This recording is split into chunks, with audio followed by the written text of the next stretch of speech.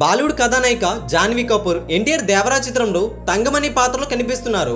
ఇటీవల దేవరా చిత్రం షూటింగ్ అయితే గోవాలో జరిగింది.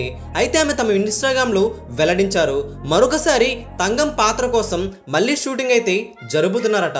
కొద్ది వరకు షూటింగ్ అయితే బ్యాలెన్స్ ఉన్నట్లుగా తెలుస్తుంది. దేవరా చిత్రం పాటలైతే పూర్తయ్యాట.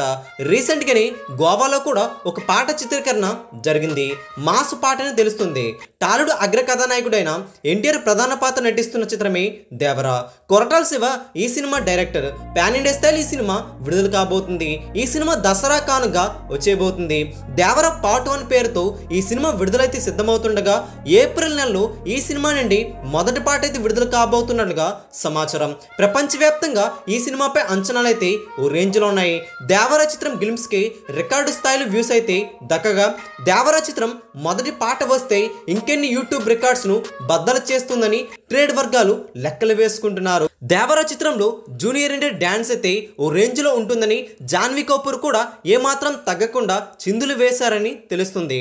దేవరా చిత్రం పార్ట్ 1 మొదటి పాట కోసం ఎంతమంది ఎదురు చూస్తున్నారో కింద కామెంట్ చేయండి. ఈ వీడియో అందరికీ తెలిసేలా లైక్ చేయండి, షేర్ చేయండి. లేటెస్ట్ ఫిల్మీ అప్డేట్స్ కోసం మన తెలుగు సినీ స్టార్ ఛానల్ని వెంటనే సబ్స్క్రైబ్ చేసుకోండి.